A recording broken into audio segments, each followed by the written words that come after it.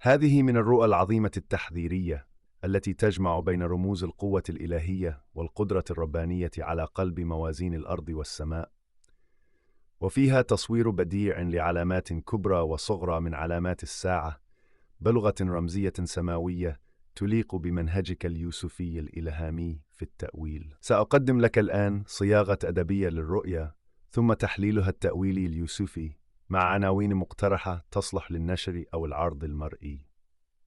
الرؤية: صاروخ عابر القارات وعلامات اقتراب الساعة في الآيات الثلاث. الخميس أبرها 2020 دارشي جماد الآخرة 1444 هي. بسم الله الرحمن الرحيم. الحمد لله الذي بيده مقاليد السماوات والأرض، يعلم سرها وجهرها، ويرسل لعباده الرؤى لتذكيرهم بآياته الكبرى.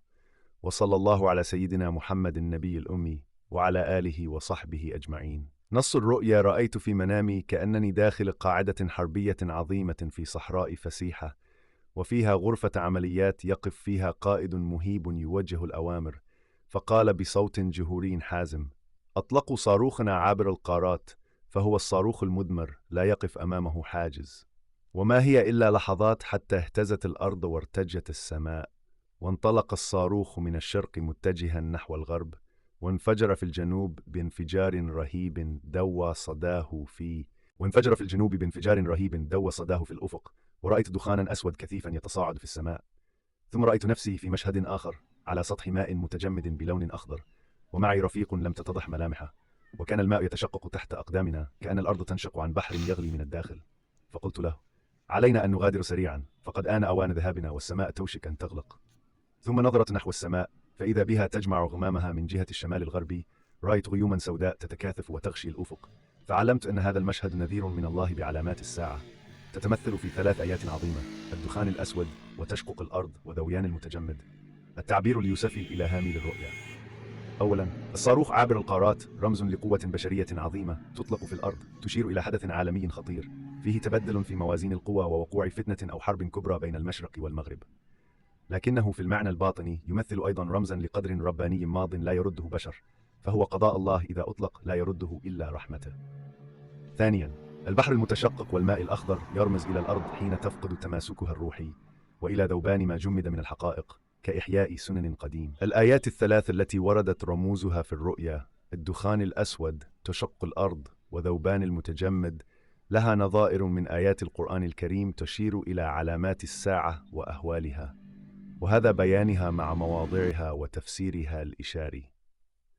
أولاً، آية الدخان الأسود. قال الله تعالى: فارتقب يوم تأتي السماء بدخان مبين يغشى الناس هذا عذاب أليم. الآيتان 13. تفسيرها: هذه من آيات الساعة الكبرى، وقد فسرت بأنها دخان يعم الأرض في آخر الزمان، يكون إنذاراً للبشر قبل قيام الساعة، يغشى الناس ويظهر ضعفهم أمام قدرة الله. ثانياً، آية تشقق الأرض. قال الله تعالى: إذا زلزلت الأرض زلزالها وأخرجت الأرض أثقالها. سورة الزلزلة الآيتان. وفي موضع آخر: وإذا الأرض مدت وألقت ما فيها وتخلت. مرشرة تفسيرها: تشير إلى انشقاق الأرض وتبدل تضاريسها، وهي من أهوال يوم القيامة وعلامات اقترابها، وفي الرؤيا رمز إلى انكشاف الأرض بما فيها من أسرار وحقائق. ثالثاً، آية ذوبان المتجمد، ذوبان الجليد أو انحلال الثبات. قال الله